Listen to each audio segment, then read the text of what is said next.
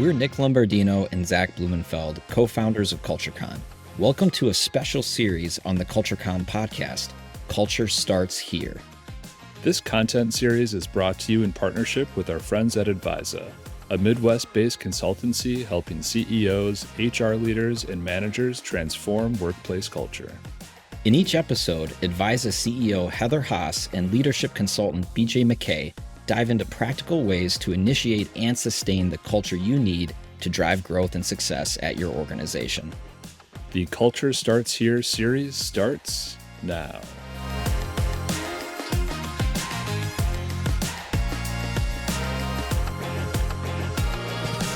All right, everybody, welcome back to the Culture Starts Here podcast on the CultureCon podcast. I am BJ McKay, you already know, and I'm with my boss, Heather Haas. There we go. It rhymes on purpose. We have a guest with us today. It's Steve Edwards. So welcome, Steve. Thanks for joining us today. I appreciate you being a part of this. Thanks for having me. Looking forward to this session. So to frame up to everybody like who you are and a little bit more about your company, kind of give us a little bit about your background and tell us about Citywide. Yeah, very good. Thank you very much. So I'm president and general manager at Citywide. Started there about 3 years ago. Citywide is a facility solutions company that we basically work with commercial companies. We have about 800, 900 customers throughout central Indiana. Citywide as a whole is a franchise here in Indy, but there's 100 other franchises throughout North America. And what we do is we basically, our core service is janitorial, but then we also do 20 other different services for our customers. So you think of anything blue collar wise behind the scenes to keep a facility running, we can do that. So we've been doing this here locally for about 20 years and continue to expand our services and the horizons throughout, just central Indiana, but we have a sister franchise up in Fort Wayne as well. So we're continuing to kind of engage with our customers, build on what their needs are, and then also assist them and be their extension to service things that, they don't want to get into messes, and we clean up those messes and we fix problems and issues and make their facilities look beautiful and move forward with that as well. Wonderful. Wonderful. Well, Heather, why don't you just kind of make the connection about how we at ADVISA and us are connected with Steve? Absolutely. I mean, the business way that we're connected is that Citywide is a client of ADVISA. So we've been helping them with some leadership development. They are also a predictive index client. So they use that data and information to match people to jobs and also understand how people are motivated. So that's fun. We get to have that business connection, but I actually met Steve through our sons, our friends, and Steve was a basketball coach for my son for probably 3 years at least. So yeah, got to listen to him, yell on the sidelines and, whip my son into shape a little bit. So, yeah. Which was fun. It's a lot of fun. That's awesome. Yeah. Thank you, Heather. And you get the distinct luxury of working with Kai Hawkins. Kai Hawkins is a leadership consultant for us at ADVISA. And she said that you become one of the most successful citywide franchises in the country, which is saying something. Franchises, I mean, there's a lot of franchises in a lot of different areas from restaurants and beyond. And I couldn't think of a better person to bring on a podcast like this when in a moment we're going to talk about systems that support leaders. I mean, there's so many levels of what you just talked about that I'm excited to unpack those. But before we make that connection, I would love to hear just broadly, Steve, from your perspective, that what role culture has played in the success you've experienced at Citywide as its leader. Yeah, great question. And it starts from the top, but it also starts in the middle and, anywhere from to the front lines. And for 20 years, our owner, Jeff Smith, he started the franchise here in Indianapolis, and he's built on things that have worked, things that have not worked, trials and tribulations over his first decade. Kind of, he would grow a little bit and then go back and forth and then stop. And then eventually he had to figure out, hey, what are we good at? What am I good at personally? How do I need to lead? And how do I need to be able to delegate, different roles and activities with that? And once that occurred from him, it, took him about a decade. He talks through that a lot. Then you were able to kind of take and build off what people were good at. And it wasn't just like, hey, everything runs through one singular person, right? And to leverage those people, leverage their talents and grow. So once that happened, kind of the ripple effect started, right? Overall, just things started coming into place. More clients started engaging with us long term. They would leave their business and they would go to another business and bring us with them, et cetera. So that kind of how that started and how he was able to build that and drive that. And it was based on core values that we had. We have 5 core values that we leverage on that, and we'll talk about this more. But every week we go through those core values through an all-team call, which is very unique and different. I spent about 20 years before this in the business world, and I haven't seen anything like it. And the first time I experienced it, I was like, wow, this place is different. And they really live and breathe those core values and how that works and operates, from growth mindset to always be grateful, anything in between that. And everyone kind of gives a theme of why they are what they are today. And it can change throughout that time as well. And so what I would say is those building blocks allowed us to be able to add core customers, add additional people. We have 60 full-time people here in Indianapolis that work with us, but then we're based on a contractor model. So we have hundreds, maybe 1,000 plus that do the physical work for us as well. And we engage with them and promote their services. And a lot of these individuals, they start their own business, they start small, and then they start adding, and we help build their businesses into large scale organizations as well. So we leverage their talents and kind of engage them back and forth. And I think that's kind of where we look at holistically, how do we drive and how do we continue to build the brand that we are here as Citywide, and allow us to, grow and allow our team members to grow from into, frontline to leaders and develop that moving forward. So that's what's been fun about it, is just the empowerment of the team, just allowing all the individuals to come up with ideas, better the process, listen to the team, listen to the front lines. Because if everything comes from top down, nothing's going to get done.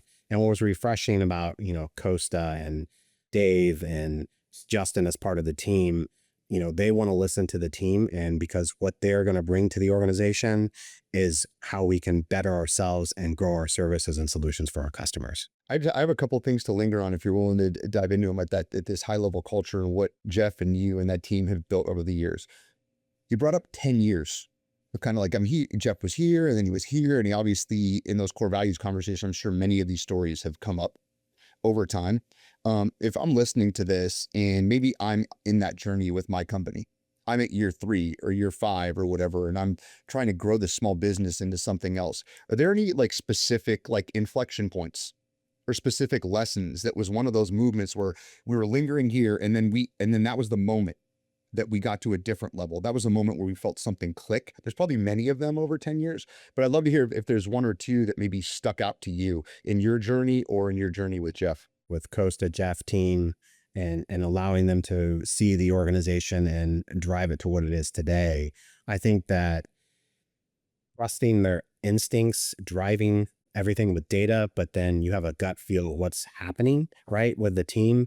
And if you have someone that's a culture killer on the team, you can't let that fester, because what's going to happen is others are going to see it and they're going to promote that, not to, kill the culture overall. So I would say is when you have members of the team that are engaged, that are there, they're not gossiping on the sides, they're gossiping up, they're building off the solutions, and they're bringing ideas to the table. I think that's what we've really learned here, especially in the past 5 years, because we've had pretty tremendous growth over this time period. The core of this is leveraging the team, having information together, being able to make decisions, and not allowing individuals that are not want to be a part of the culture, but want to kill the culture, not having them a part of the team or evolving their role or getting them, managing them up or managing them out. I don't want to sound, too hey, cutthroat or anything like that. Engaged team members are going to do so much more for you than individuals that are looking for something different or one foot out the door, that you got to be able to have those crucial conversations and tough conversations with them to understand where they're driving, where they're developing, and, how we're growing from an overall, organization, 5, 10, 15 years from now. I want to lean into one other piece. I mean, the trusting your instincts and trusting your gut is probably easy to do when things are going great. But when one of those culture killers or some of its culture is actually producing for you, that it's not like a singular dial of performance. There's many things that make a person successful, but when 3 of them are at maybe clipping at a 9 or a 10, there's this conservative thing but but these other two are at a 0 and they're really hurting us.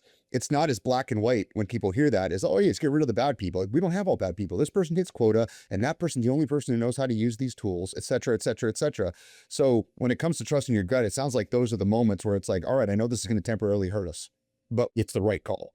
Yeah, and I would even put a little finer point on the question as it relates to the systems piece of culture, because you talked about managing people up, managing them out, and also letting them flourish in their roles. What is your performance management system? So how does that actually happen? Because like BJ was sharing, people can be good at some things, but they're not as good as other things. So what is that system that you're all running so that you're making sure that the right people are getting promoted and you're developing the right things in people at the right time? Great question. So we've been using the EOS, the Entrepreneur Operating System, over the past many years.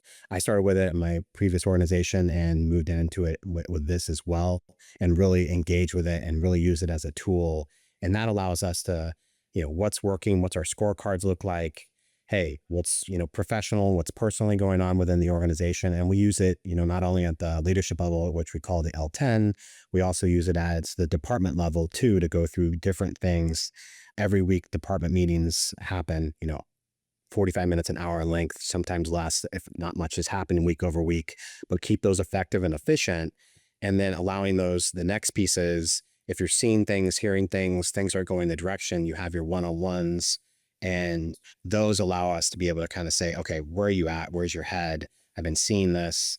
We have ride-alongs with our director of operations because we have accounts all throughout, central Indiana. We're not in the office all the time. So majority of our team members are out at our clients, making sure inspections are being done, what services are being completed by us, and making sure that we have an overall great customer experience. So we don't see everyone in the office every single day, right? And I think those touch points are critical for us to see, okay, how's your mental going? How's the things going personally, how things are going professionally? What do you see happening in the next 6 months? You're not talking about that every single week, but overall you're trying to like, hey, what's short term, what's the next 60 days, what's 180 days to a year, and having those conversations at least monthly. But those weekly calls kind of are the check-ins that allow us to kind of see where they're heading, what they're doing, and then ensuring that we are successful. And what I would say too, like a big thing for me is that having the team do that, I think sticking to it, because it's very easy to be like, oh, they're too busy, we can't do it. Right. Yeah. Right. Everyone's too busy. But if you don't have those touch bases, then that's when things start happening and culture breaks down, right? Because that they're not bringing the issues to you, they're bringing it to their colleague, and then they're bringing it down to someone that is reporting to them, and they're having these sidebar conversations or side texts or emails or calls, and you don't know exactly where their head is. But I think overall, if we're having that dialogue back and forth, that, hey, open office, open door policy, we want to see you get better, we want to see the organization get better, and put that trust as a servant leader, I think that's been pretty key, and that's what we try to develop within our organization. Yeah, that's excellent. I mean, I heard you say that there is a rhythm and a system that we're both using to run the business. That's EOS. And then there's a consistency about how we're touching base with people, both personally and on the performance front. And when that gets ingrained in this is how we work together around here, I think people do come to trust it. They come to expect it. And then it makes, when you do have to have a tough conversation, you've spent enough time and you've built trust through dialogue that even the tough conversations are easier because you've had that system. Thank you, Steve. And thanks for framing that up, Heather. And this is a good pivot point to kind of put us, mark us on our journey in the overall podcast, where we're kind of framing up how to create the competitive culture. And that's one of the ones that you created, which is why you're joining us today. But what I'd love, Heather, for you to do is, why don't you give us the quick overview of our Atlas framework, and particularly kind of narrow in on that like last S that we're going to be unpacking today with Steve. Sure. I mean, being in the business that we're in, where we've been doing this for 40 years of helping leaders improve, using data to grow self-awareness and improve how we engage with our teams. But as culture has become more and more important, and as you have 10,000 baby boomers exiting the workforce every day, leader development has become front and center. So it became important for us to put our point of view out there. What do we believe about how to do culture? So, it's five drivers that we believe help our clients create cultural competitive advantage. So that's the performance edge that clients can experience when they align their culture with their business goals. So the first driver is activation from above. This is a great example having Steve as a guest on the podcast, because what we know from 40 years of doing this is that if the executive team is not involved and materially bought in to the importance of culture, and they don't spend their time, attention, and budget trying to make that come to life, it's very difficult to really create a high engagement culture that sort of works for you. The second driver is trust and shared purpose. And you've already heard little glimmers of, building trust and people being on the same page. But trust and shared purpose means we have mission, vision, and values. We know where we're going. We have goals. We talk about those goals. And then our culture can click into those things, because culture doesn't just exist over here. It has to be in service of the goals of the organization. The next driver is leader effectiveness. So leaders at all levels need to know, what am I supposed to say and do around here to be effective? You heard Steve say, you got to do one-on-ones. You got to do ride-alongs. You've got to be talking about our values. That's all part of equipping leaders to be effective. It's also giving them training and giving them tools, because the world of work is like changing by the minute. So we have to keep supporting our leaders and upskilling them so that they can be effective for their people. Next is actionable people data. So I've already mentioned predictive index, engagement data, even the informal data that you collect when you're having one-on-one conversations. All of that information helps you understand what's the mosaic here for our people. What is happening? How are people feeling? Because you got to pay attention to that. And without that data, you're kind of flying blind. And then finally, the S is systems. And that's what we're talking about today. So what we mean when we say systems is that all of the four things I just mentioned happen within a broader context.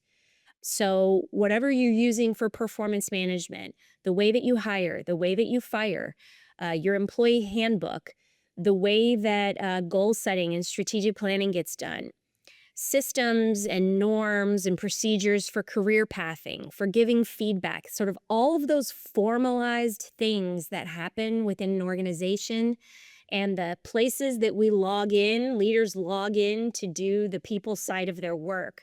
All of those pieces have to be in alignment with the kind of culture we're trying to create. Otherwise, we have competing priorities. So that's really the systems one is the hardest one, because it's where culture starts to flow into the other parts of the business, the way work gets done, and making sure that those things are aligned is very important. That's awesome. Thanks, Heather. Steve, there will be a quiz at the end. So just so you know, I'm if you're going to write taking this notes. down real quick. Yeah, no worries. I'll do the survey online. Yeah, well, I'd love to like draw back now that Heather kind of framed up systems. You kind of peppered in on a few, and Heather even mentioned a few that even brings us together today. But what I'd love to do is like take us on a journey, if you will, of not the systems that are in place, because it's really cool. It's like, oh, we're interviewing a person who has $100 billion. Tell us about your life now. Well, I don't have $100 billion. Tell us about like this end state. It's like there's so much out there where we linger on the end state. Whoa, that's aspirational. I'd love to hear like some of the inflection points along the way of that journey of putting some of these systems in place that got you to where you are. So you can go back, start wherever you feel is relevant. But what are those moments where we need something here, it's not there, and we're going to do it? Yeah, it's a good one. So I've been thinking about this a lot, and going about 15, 20 years with 2 or 3 organizations previous to the one I'm at now, I felt like we were like, hey, we need to create a culture. There's not a lot of culture here at this organization. And we're going to kind of get the leadership team together. And I wasn't part of that then. I was, 27 years old or something to that effect. And we're going to figure out what our values are and everything. And then we're going to tell you what it happens. Well, what came about that is like we started looking at this, and they rolled out a hand. And I don't remember anything else on those core values on the hand, except for we had the middle finger was teamwork.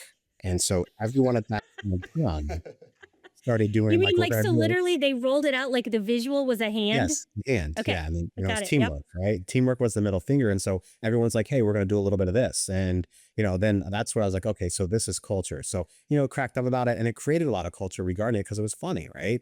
So I think overall, like that's where it started for me. I was like, "Okay, this is a thing." Some people buy into it, some don't, right? But then it's like, how do we keep the engagement there? So over the course of this time, it was, I've always been the one that, I want to have people laugh. I want people to enjoy their work. And I want individuals to have, instead of me saying I, we say we, et cetera. Right. And as a team, that's how we can grow and develop. And so as I've seen that and work through that from a teamwork perspective, it's a team that makes everything go. And, we were, before I started with Citywide, I did product recall work, and it was amazing things that you see these large organizations going through these crisis situations and talk about cultures that can just kill each other when they're in that situation. You saw a lot of different cultures very quickly and the depths of despair about, is their organization even going to be able to stay afloat after this is happening when they have a major product recall that goes, global or international, et cetera. And so once you see that, you see the cultures that win are the cultures that can still laugh at times of crisis, right? And they can still help each other out, and they can go the extra mile, and they can't commit to getting everything done, but they know how to delegate and what to do in that process, right? And that comes back to, hey, they're engaged and they want to be a core team member. So from a system perspective, one of the things that we do, I mentioned the all team call, and we do that every Thursday at 4 p.m. Love to have you guys join us. Just kidding. But overall, it's the whole team. They come in on the team's call or whatever, and they all join in, and everyone has an opportunity to give a shout out to a team member, give a kudos, or anything that's happened in this past week to allow them to, share information about who's doing well and what's happened in this past week from their point of view. And also we give people the opportunity to tell different things that are happening with the organization or something that they believe in and that they're, a fundraiser type of situation.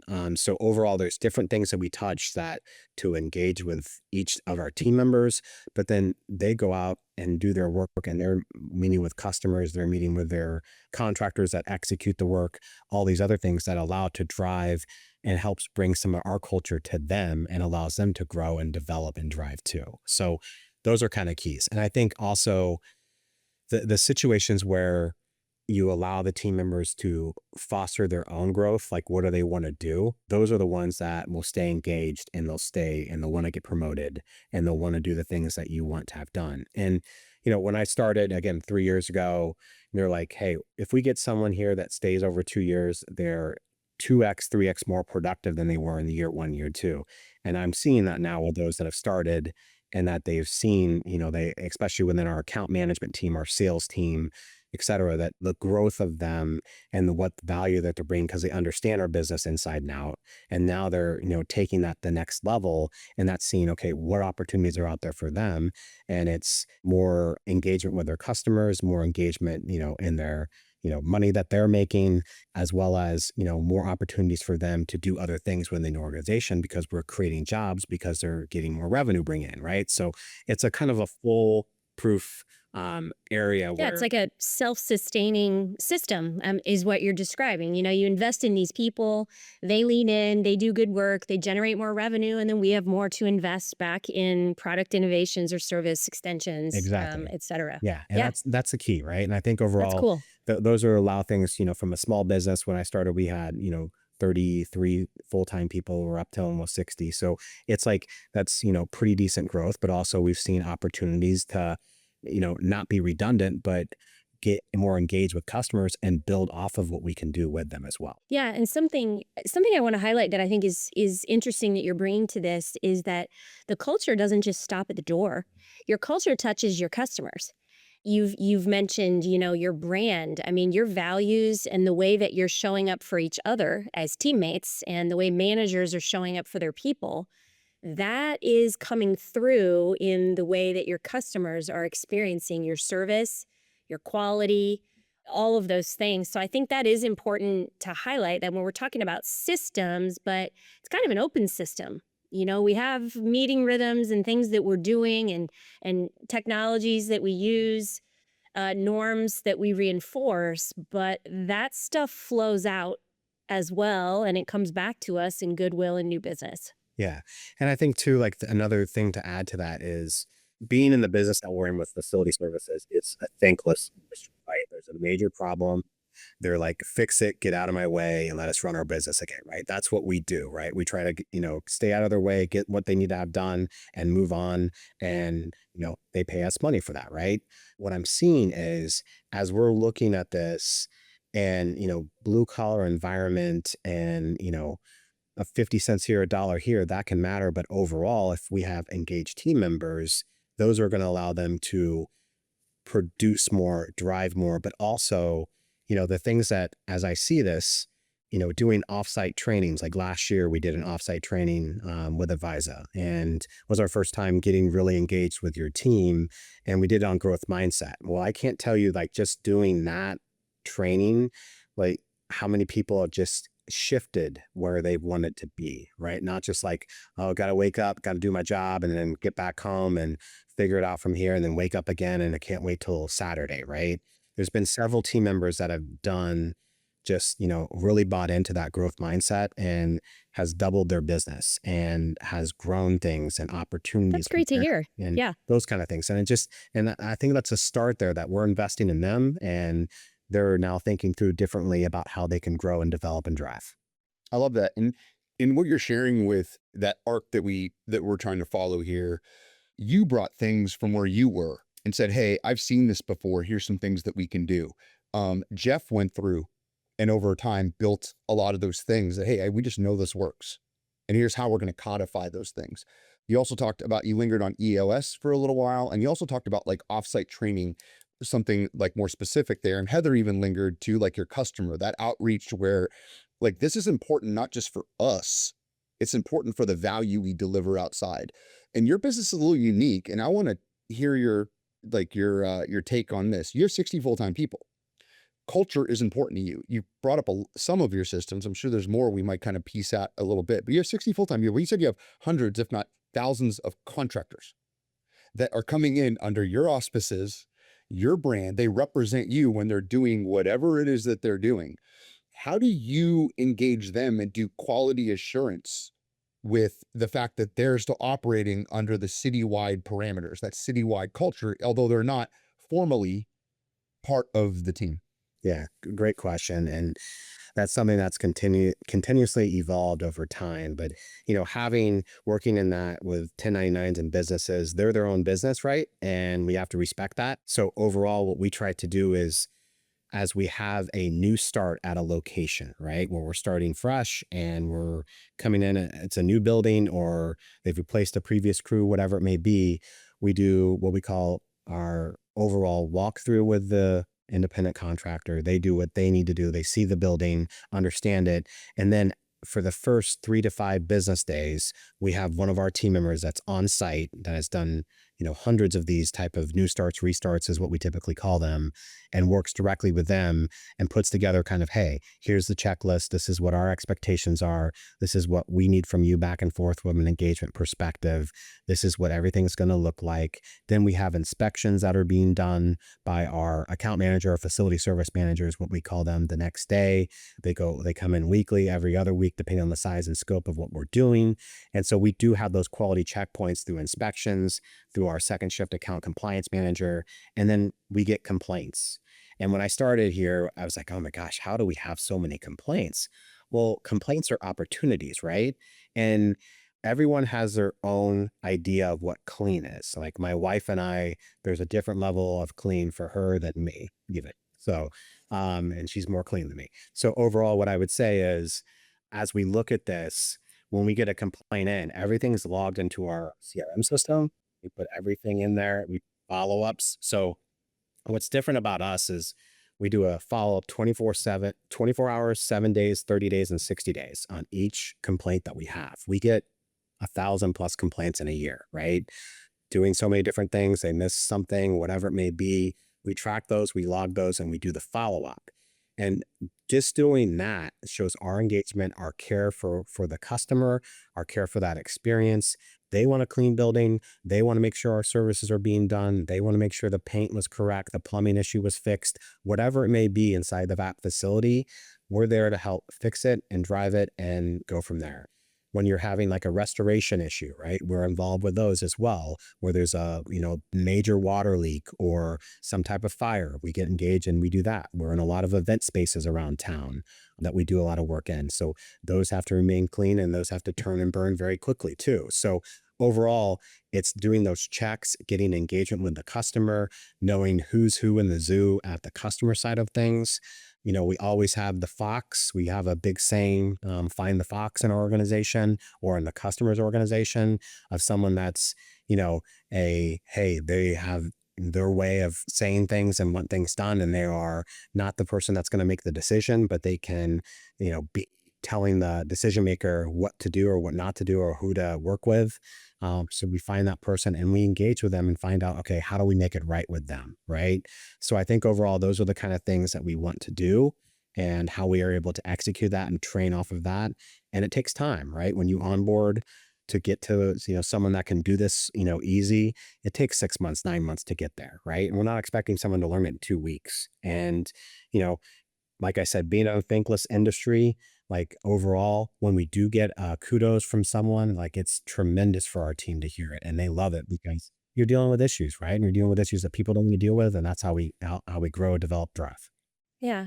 I mean, you mentioned using your CRM as a container to keep track of that stuff, checklists, and you mentioned all kinds of different standards, as well as even just find the fox. That's a system for training people for how do you find the influencers within your accounts who wield a lot of power, maybe not formal authority, but they definitely have power. So yeah, it does occur to me. I mean, when we talk about systems, a lot of it is just processes, consistent processes that you run every time, every customer, with every subcontractor, no matter what.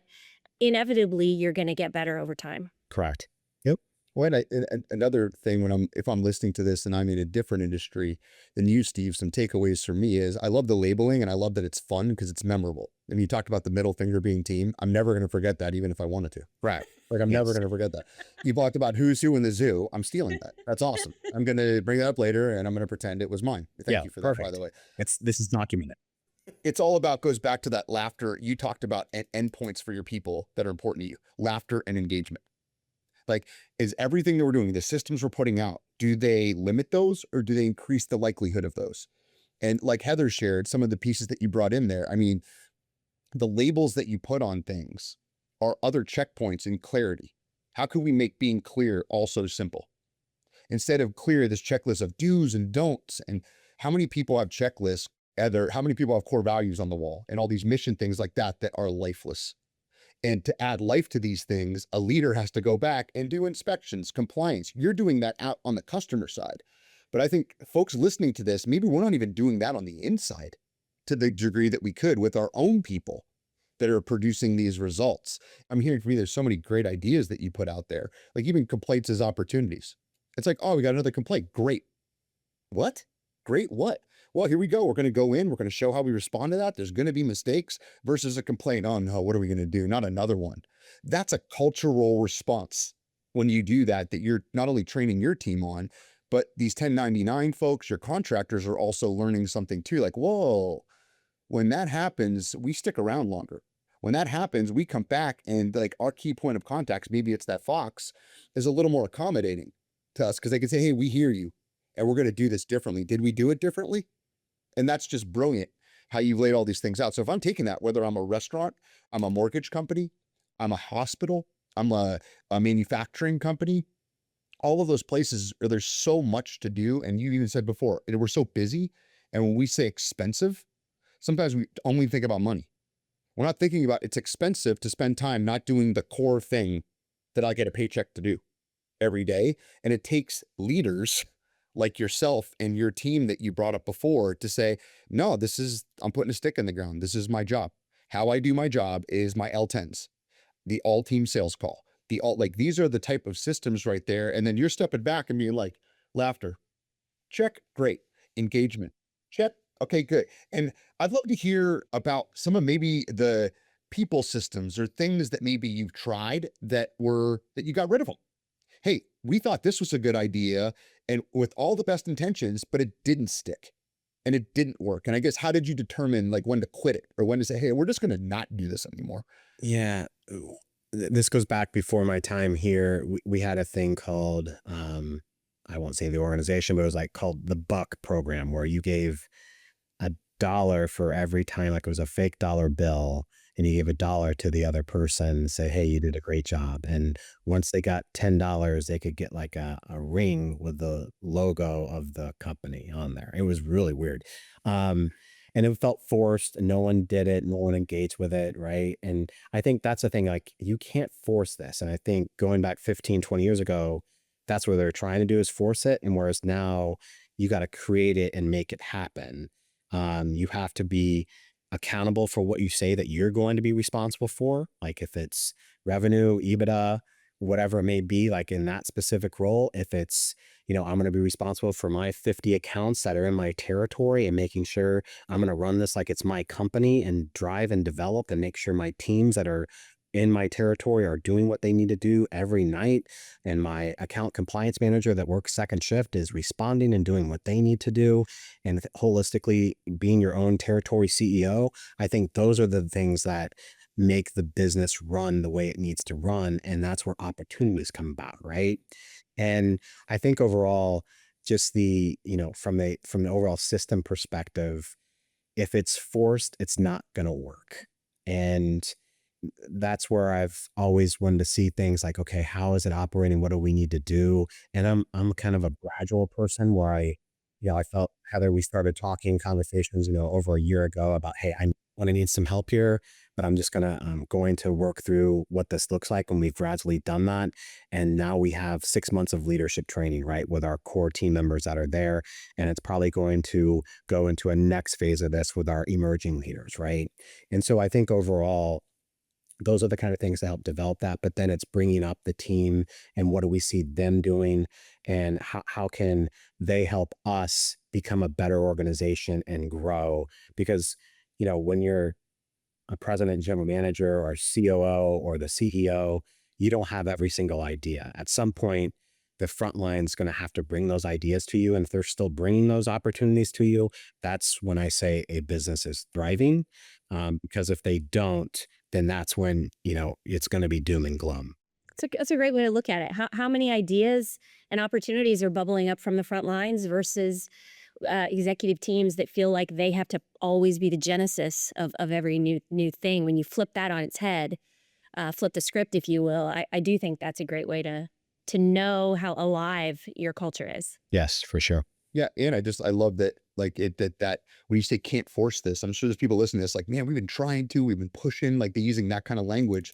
You have all these systems in place as listening tools. You're listening for patterns as a leader and saying, hey, people want this. Let's just do that. And let's find the right packaging to put that out there. And then it's not forced. Then it's just, it came from them. Hey, that's a great idea, Dan or Amy on the front lines. Like that was from Dan. Dan, Amy, tell us why you came up with that. Like all of a sudden that's going to catch wildfire versus per what you shared before. Hey, a leadership initiative we're putting out for you all. Thanks, Steve. Yeah. For a new initiative like that I didn't even ask for. Yeah. And oh, by the way, you need to spend 10 hours doing it on the back end. Yeah. Into that. Well, we covered some great ground today, and hopefully the folks listening to this, like got some nuggets or maybe some validation if they're in that hard part of this journey.